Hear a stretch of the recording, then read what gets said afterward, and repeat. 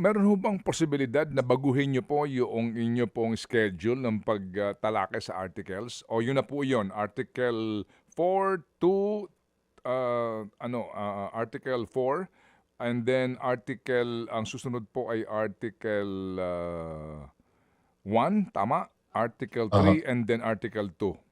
Talagang ho bang Um, ganun na? Pwede pa rin ho natin 'yan ma-adjust at mabago, Manong Ted, 'no? But, sa ngayon ang naka-schedule na tayo after ho ni NBI Director Matibag, pupunta na tayo sa confidential funds, 'no? Pero pagkatapos ho nun, maaari ho unahin na kung i-submit na on time yung mga subpoena documents, 'no, na paungkol do'n sa unexplained wealth. Option ho 'yan na pwede hong gawin ng prosecution. Kailangan lang ho namin gawin dito ay inform lang ho ahead of time ang impeachment court and of course the defense. Okay, and sir, ito ho, again, itong kay Ginoong Matibag mamayang hapon, gaano pa talaga kaimportante ito?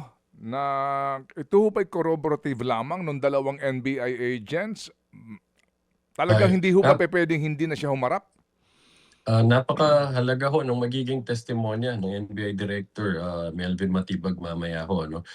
Dahil masasagot ho niya yung mga natitirang katanungan, 'no, na nabinbin during the testimony nung si NBI Regional Director Tony Lotoc ho, 'no.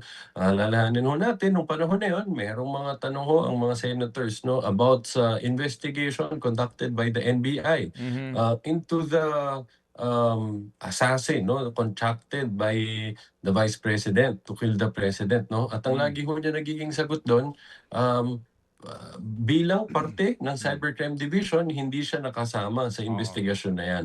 Ngayon ho, diyan ho papasok sa NBI Director Matibag para mapaliwanag ho niya ano ang kabuuang investigasyon na ginawa ng NBI paukol dito at mahalaga din hong sagutin niya anong dahilan, bakit ito sineryoso ng NBI, itong pagbabanta na ito?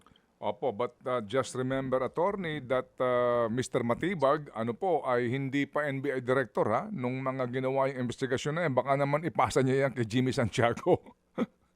Opo. Hindi naman ho at isa ho yan sa mga bagay na mapapaliwanag ho ng mabuti mamaya ni NBI Director Matibag kung bakit ho siya ang tumatayong testigo dito kahit ho nung nangyari yun na hindi pa ho siya ang NBI Director. Mga kapatid, patuloy po kayong tumutok sa 105.9 True FM para sa totoong balita, impormasyon, music, and entertainment. Mag-subscribe sa aming YouTube channel at podcast at sundan nyo kami sa Facebook, Instagram, X at TikTok sa True Network PH. Bisitahin din po ang aming official website, truefm.ph. At panoorin din kami sa True TV Signal, Channel 19. Kami po ang 105.9 True FM. Laging true sa'yo, kapatid.